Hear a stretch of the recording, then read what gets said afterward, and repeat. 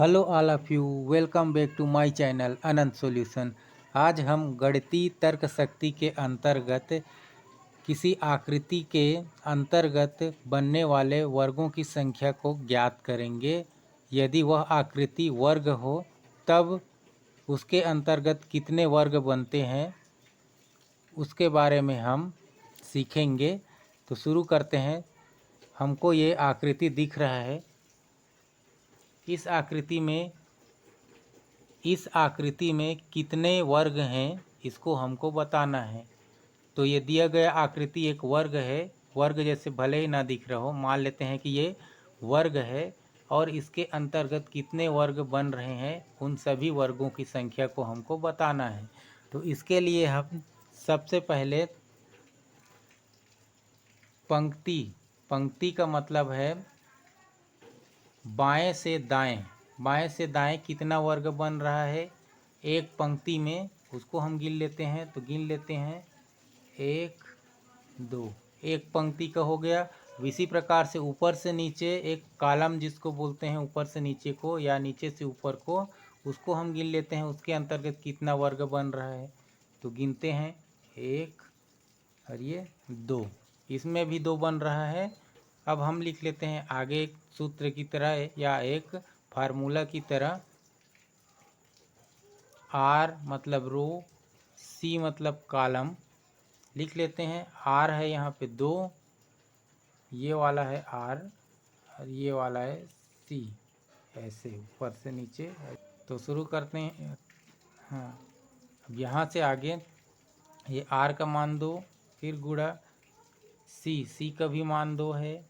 एक कम कर लेते हैं यहाँ से, 2 से 1 कम 1 होगा, 2 से 1 कम 1 होगा, 1 से 1 कम 0 होगा और 1 से 1 कम 0 होगा।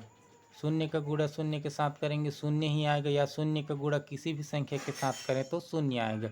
इसलिए हम 1 से छोटा शून्य को नहीं करते हैं, और कर भी दिए हैं तो कोई इसमें समस्या नहीं होने वाला है।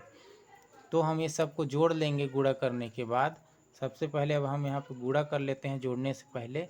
2 दूना ये होगा 4 और 1 एकम ये होगा 1, और ये शून्य शून्यम होगा ये 0। शून्य का गुणा शून्य के साथ करेंगे शून्य होगा। सबको जोड़ देंगे 4 और 1 5, 5 में शून्य जोड़ेंगे तो ये आएगा 5। तो हम बोल सकते हैं इस आकृति में, दिए गए आकृति में 5 वर्ग बनेंगे, 5 वर्ग बनेंगे। अब यहाँ से आगे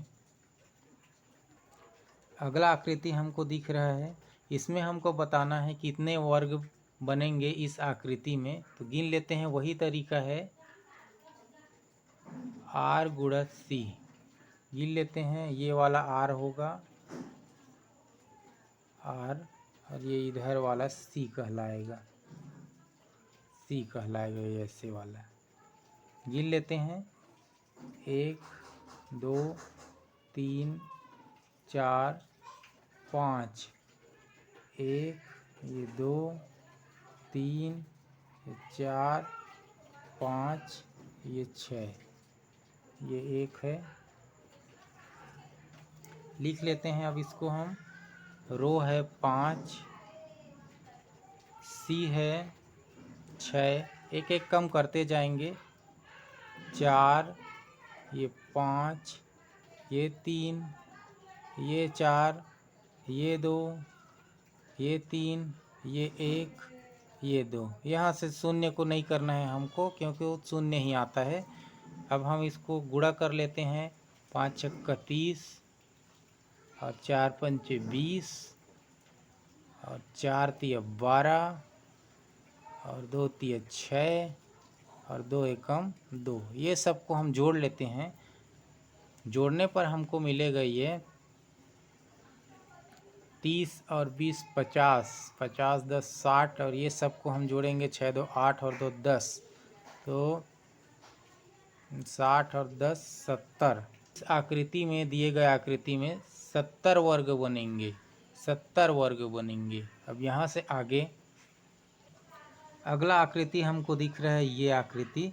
इस आकृति में कितना वर्ग है या इस आकृति के अंतर्गत कितना वर्ग बन रहा है उसको हमको बताना है। तो वही तरीका है, हम शुरू करते हैं। आर गुणा सी। आर का मान गिन लेते हैं, 1 2 3 4 5। आर का मान 5। अब इसी प्रकार से सी का मान गिन लेते हैं, ये 1 हो गया, ये 2 हो गया, ये 3 हो गया, ये 4 हो गया, ये 5 हो गया। तो यहाँ पे सी का भी मान 5 है, दोनों का मान बराबर है 5 5। एक एक कम करते जाएंगे, ये 4, ये भी 4, ये 3, ये भी 3, ये 2, ये भी 2, ये 1, ये भी 1। एक से कम नहीं करेंगे, शून्य आएगा। फिर शून्य का गुणा किसी भी संख्या के साथ करें तो शून्य ही आएगा, कोई मतलब का नहीं होगा, तो उसको नहीं करते हैं। अब हम इसको गुणा कर लेते हैं, 5 पंचे 25, 4 चौक 16, और 3 तिया 9, और 2 दूना 4, और 1 एकम 1। ये सभी को हम जोड़ लेते हैं, जोड़ने पे जितना आएगा वही इसका उत्तर होगा। तो जोड़ लेते हैं, जोड़ने पर हमको मिलेगा ये 55 मिलेगा, 55।